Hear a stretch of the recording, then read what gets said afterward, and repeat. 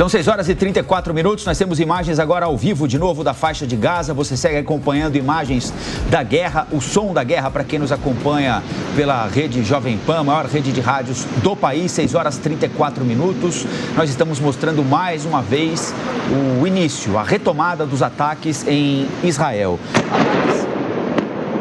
Uau! Bom, não preciso falar nada a respeito do que nós acabamos de ouvir, né?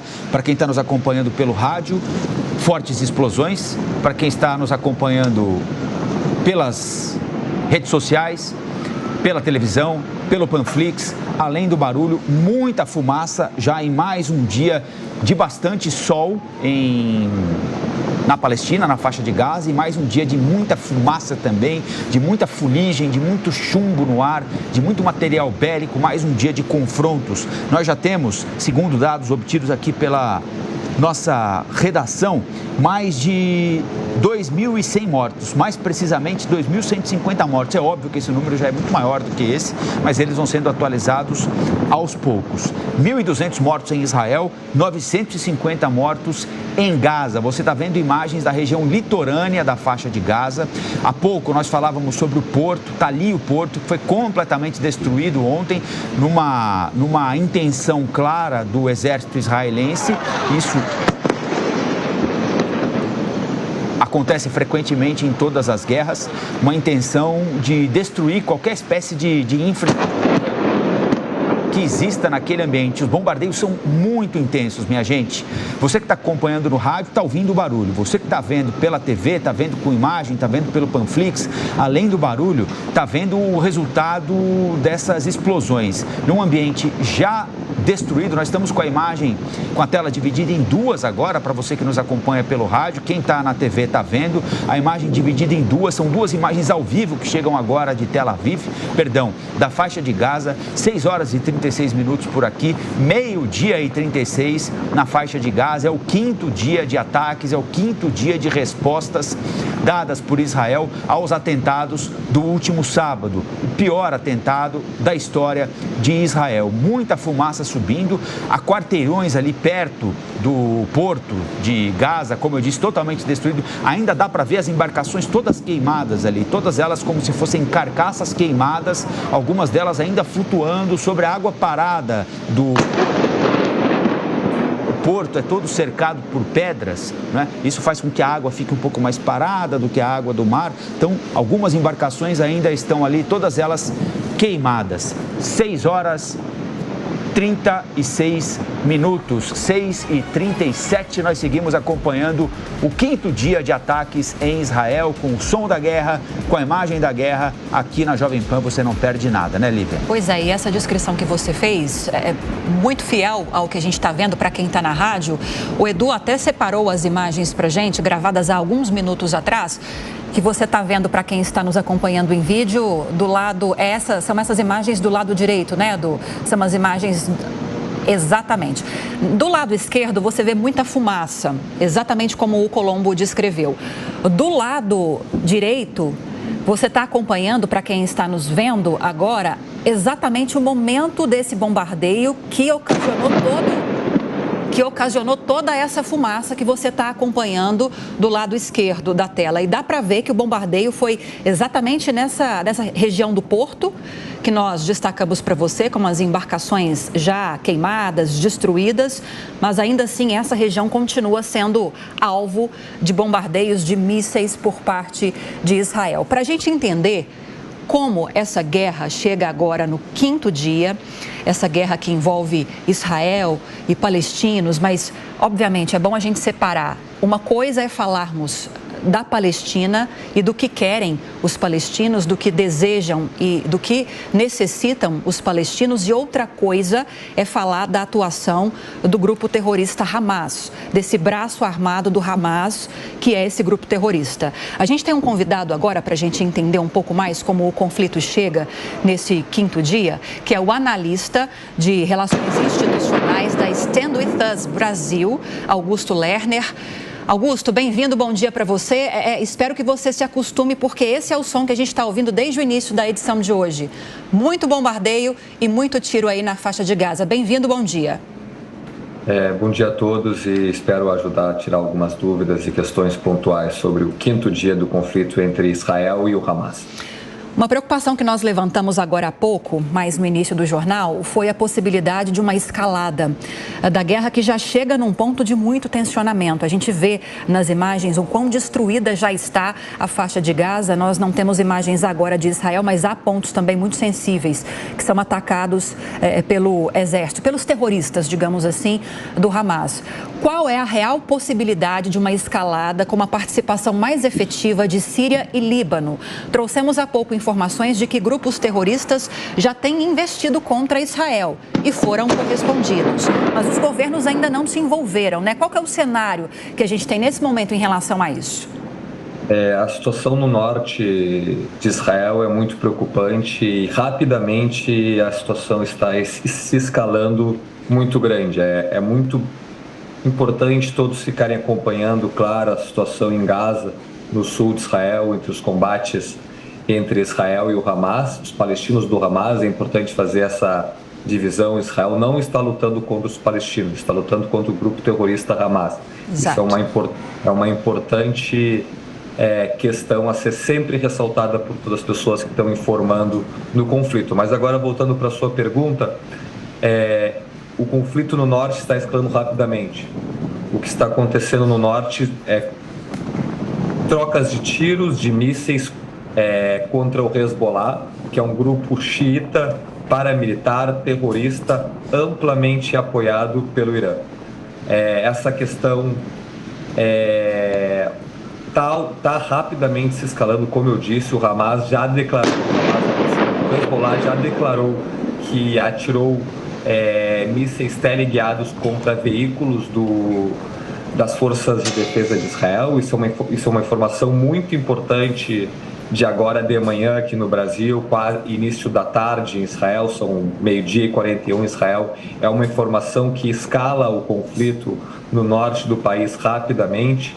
Além disso, a Síria também. Quando a gente fala da Síria e do Líbano norte, é muito importante dizer que não é o governo libanês e não é o governo sírio que estão fazendo ataques contra Israel ao norte. No Líbano é o Hezbollah, esse grupo terrorista que faz parte do parlamento libanês, mas que tem uma agenda contrária à existência de Israel e que tem o seu próprio exército dentro do Líbano. Ou seja, na Síria não é o governo sírio de Bashar al-Assad que realizou ataques de mísseis contra o norte de Israel também, porque o governo de Bashar al-Assad na Síria tem muito medo de Israel. Então, na Síria foram grupos palestinos, grupos terroristas palestinos que apoiam o Hamas, que lançaram essas dezenas de mísseis e foguetes no dia de ontem. Então, sim, é muito importante todos ficarem de olho para o norte de Israel, o sul do Líbano, o sul da Síria, um olho em Gaza, um olho no norte do país, porque a situação está escalando muito rápido, sim. E mais uma vez, olha, agora já não dá para ver quase que absolutamente nada daquela imagem que nós tínhamos aqui por volta das 6 horas da manhã. Uma delas, para quem está nos acompanhando pelo rádio, a imagem da esquerda, que está na tela agora, mostrava o porto de Gaza completamente destruído a todo instante. Nós estamos acompanhando aqui. Aliás, é uma trilha sonora absolutamente diferente, inusitada para uma programação, para uma entrevista especialmente, né? A cada 30 segundos, menos do que isso, às vezes, tiros, estampidos, disparos, bomba, armamento pesado. Nós estamos mostrando agora aquela imagem da direita ali, onde estava o porto. Agora a gente consegue ver um pouquinho do porto no canto da imagem. Eu estou descrevendo aqui com um pouco mais de precisão para quem está nos acompanhando no rádio. A audiência maciça do Jornal da Manhã nos rádios do país a essa altura aqui do campeonato, nesse horário da manhã, dá para ver um pouquinho do porto com aqueles pontinhos pretos, que são as embarcações todas queimadas pelos ataques de ontem, e uma grossa coluna de fumaça preta, resultado dessas explosões que nós estamos ouvindo ao fundo da nossa entrevista. É terrível a imagem mais uma vez. 5º dia, veja, mais um estampido, mais um estouro, mais uma explosão. São mísseis, são tiros que partem de todos os lados. Nós seguimos acompanhando mais um dia de violência nessa região do mundo, com mais de 2.000 mortos, de acordo com o último balanço oficial, mas fatalmente o número já é muito maior. Eu queria aproveitar a presença do Augusto aqui, enquanto a gente vai acompanhando essas imagens chocantes, terríveis, e tentando de alguma maneira, né, Lívia, equilibrar as nossas possibilidades aqui de narrar uma sandice, né? Porque é disso que se trata, o que a gente está acompanhando é um negócio absolutamente, né? Embora nós tenhamos nesse momento, segundo um jornal, o Estado de São Paulo, levantamento feito pelo jornal Estado de São Paulo, o maior volume de guerras no mundo em muito tempo. É sempre muito chocante acompanhar esse tipo de barulho, acompanhar esse tipo de imagem e saber das consequências. E as consequências são inevitáveis, são civis inocentes mortos, gente com mala nas costas tentando imediatamente fugir para algum lugar, repatriados. Felizmente, nós registramos hoje a chegada de mais de 200 brasileiros ao aeroporto JK em Brasília, mas ainda tem muitos por lá, especialmente na faixa de Gaza. Minha gente, aí agora, nesse lugar que vocês estão acompanhando pela TV, que vocês estão ouvindo pelo rádio, tem cerca de 60 brasileiros, tem 17 crianças, são 7 famílias diferentes que não sabem quando, como e nem onde vão ficar até que o resgate chega, quando o resgate vai chegar, se é que vai chegar. Augusto, queria te perguntar o seguinte, a região tensa sempre tinha uma aparente calmaria com a iminência de um acordo entre a Arábia Saudita e Israel. Um acordo muito importante porque a Arábia Saudita, país fundamental na região, reconheceria a existência de Israel. Israel, bem ou mal, tinha estabelecido alguma espécie de relação, se não pacífica, de tolerância com outros países, como o Egito, por exemplo, com quem já teve guerra, até com Síria e Líbano, mais envolvidos com seus problemas internos do que com relações externas com Israel, estava caminhando para o entendimento com a Arábia Saudita. O objetivo do Hamas, um deles, pelo menos, com os atentados terroristas do último sábado, foi acabar com essa calmaria, porque essa calmaria não interessa ao Hamas? Sem sombra de dúvidas, é só importante informar para as pessoas que estão nos acompanhando hoje que Israel possui um acordo de paz com o Egito desde 1979, um acordo de paz com a Jordânia desde 1994 e os acordos de Abraão, que começaram a ser assinados em 2020 entre Israel, Emirados Árabes Unidos, Bahrein, Sudão e Marrocos, e possivelmente o próximo país dessa lista a assinar não o acordo de reconhecimento diplomático que foram feitos com Bahrein, Emirados Árabes Unidos, Sudão e Marrocos, seria um acordo de paz com a Arábia Saudita. Ele estava próximo de acontecer, mediado pelos Estados Unidos, essa informação é muito importante, e com certeza um dos principais objetivos, se não o principal objetivo do Hamas, do ataque terrorista cometido no sul de Israel, principalmente no cinturão de Gaza, como é conhecido a região onde ficam as cidades, as comunidades israelenses ali na fronteira com Gaza, foi sim tentar melar, tentar atrasar, dar passos para trás entre um possível acordo de paz entre Israel e Arábia Saudita. Mas esse ataque a Israel, teve com certeza o aval do Irã para o Hamas atacar, porque o Irã também não tem interesse que Israel faça um acordo de paz com a Arábia Saudita. No início do ano, através da China, que é um novo importante player geopolítico no Oriente Médio, cada vez mais, fez um acordo de reestabelecimento diplomático entre Irã e Arábia Saudita.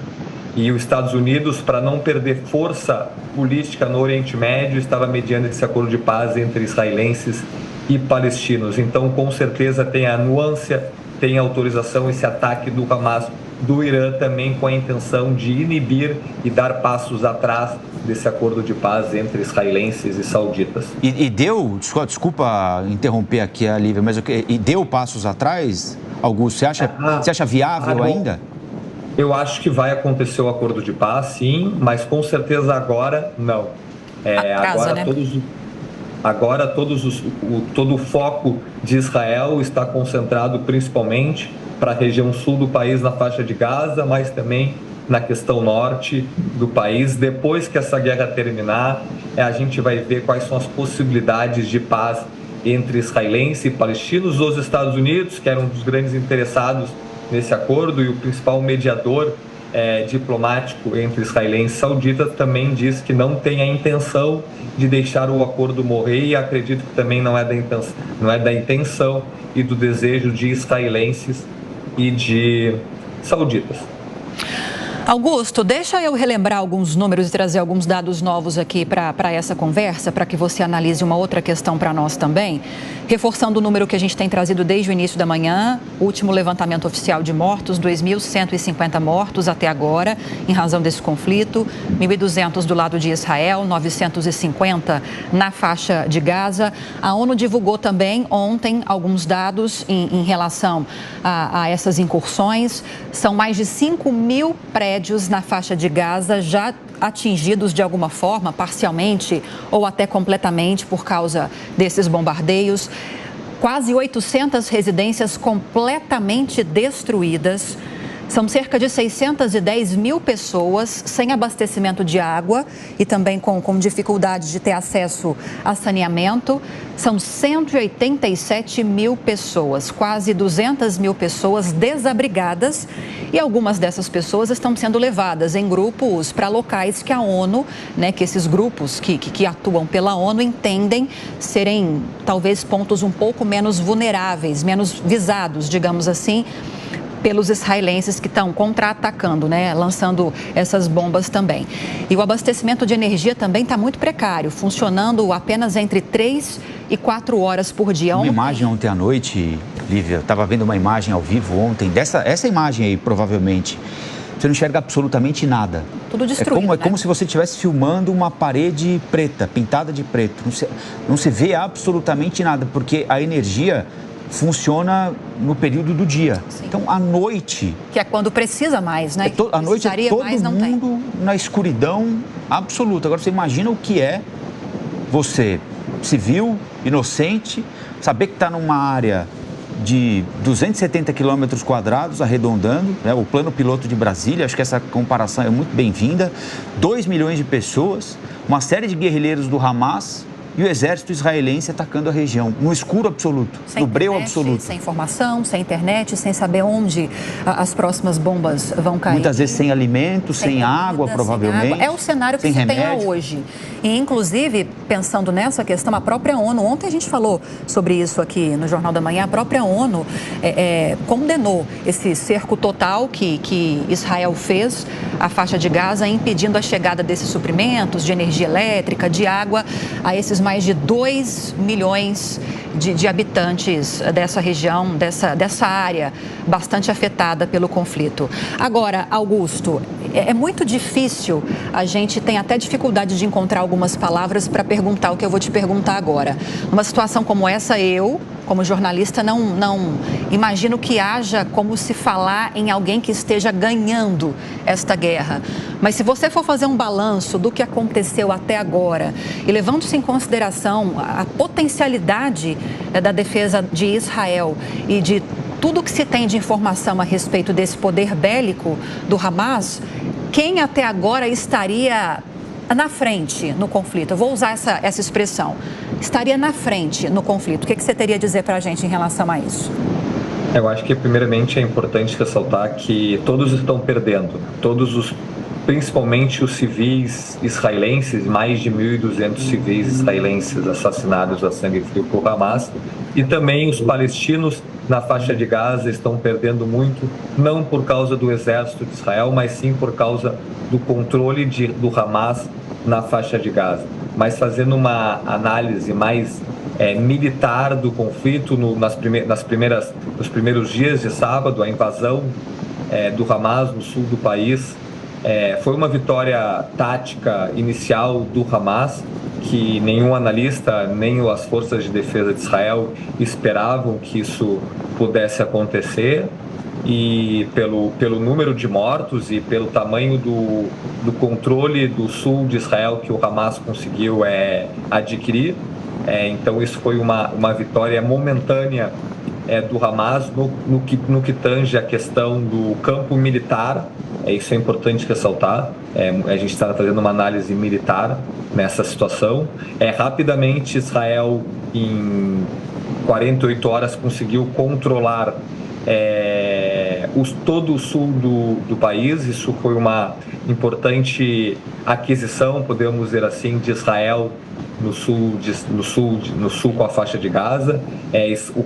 Pelo que falam, o Hamas tinha a intenção de controlar o sul de Israel, as regiões onde ele estava presente por mais tempo, e o exército, as forças de defesa de Israel conseguiram impedir essa fincada da bandeira do Hamas no sul do país. Então foi uma contraofensiva israelense rápida para conseguir controlar novamente o sul do país e novamente a fronteira. Hoje, no 5º dia de guerra, Israel já controla todo o território israelense, isso é muito importante ressaltar, e também controla a fronteira da faixa de Gaza. E quando controla a fronteira da faixa de Gaza, o que isso significa?